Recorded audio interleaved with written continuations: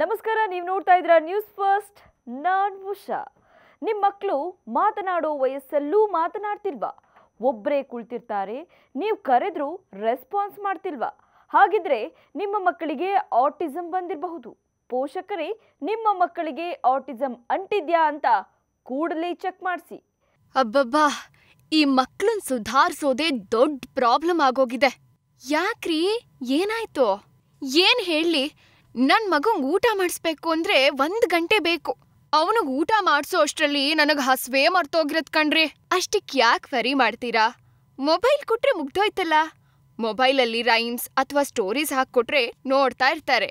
ಆ ಟೈಮಲ್ಲಿ ಊಟ ಮಾಡಿಸಿದ್ರೆ ಮುಗ್ದೋಯ್ತು. ಇಂಥ ಕೆಲಸ ನೀವು ಮಾಡಿದ್ದೀರಾ?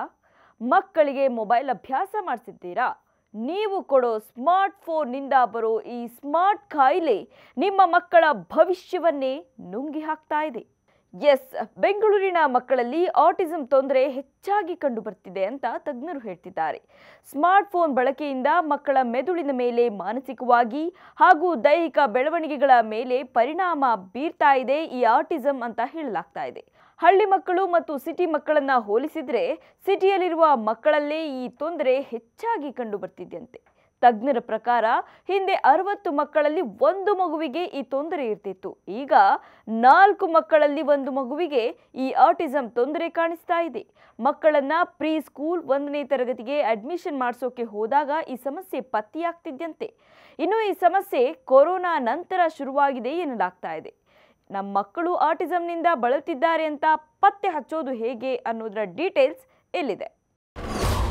ಆಟಿಸಂನಿಂದ ಬಳಲ್ತಿರೋ ಮಕ್ಕಳು ತಮ್ಮಿಷ್ಟಕ್ಕೆ ತಾವಿರ್ತಾರೆ. ಯಾವುದರ ಪರಿವು ಅವರಿಗಿರೋದಿಲ್ಲ. ಸಾಮಾನ್ಯಕ್ಕಿಂತ ಹೆಚ್ಚು ಹಠಮಾರಿತನ, ಕೋಪ ಬರುತ್ತೆ. ಮಾತನಾಡೋಕೆ ವಿಳಂಬವಾಗತ್ತೆ. ಅಸಾಮಾನ್ಯ ಭಂಗಿಗಳಲ್ಲಿ ನಿಲ್ಲೋದು, ಕೂರೋದು ಮಾಡ್ತಾರೆ. ಮಾಡಿದ್ದನ್ನೇ ಪದೇ ಪದೇ ಮಾಡ್ತಾರೆ. ಕೇಳಿದ ಯಾವುದೇ ಪ್ರಶ್ನೆಗಳಿಗೆ ತಕ್ಷಣ ಉತ್ತರ ನೀಡೋದಿಲ್ಲ. ಹೆಚ್ಚು ಶಬ್ದ ಮತ್ತು ಬೆಳಕಿಗೆ ಇಂತಹ ಮಕ್ಕಳು ಹೊಂದ್ಕೊಳ್ಳೋದಿಲ್ಲ. ಗಿಡವಾಗಿ ಬಗ್ಗದ್ದು ಮರವಾಗಿ ಬಗ್ಗೀತೆ ಅನ್ನೋ ಗಾದೆ ಮಾತಿದೆ ಗೊತ್ತಾ? ಹಾಗೆ ನಿಮ್ಮ ಮಕ್ಕಳು ಗಿಡದಂತೆ. ಅವರನ್ನ ಸರಿಯಾದ ರೀತಿಯಲ್ಲಿ ಬೆಳೆಸಲಿಲ್ಲ ಅಂದರೆ ದೊಡ್ಡವರಾದ್ಮೇಲೆ ಅವರ ಜೊತೆ ನೀವು ಕಣ್ಣೀರಿಡುವಂತಾಗಬಹುದು. ಎಚ್ಚರ. ಕ್ಷಣ ಕ್ಷಣದ ಮಾಹಿತಿಗಾಗಿ ನೋಡ್ತಾ ಇರಿ ನ್ಯೂಸ್ ಫಸ್ಟ್, ನಿರ್ಭೀತಿಯಿಂದ ನಿಮ್ಮ ಪರವಾಗಿ.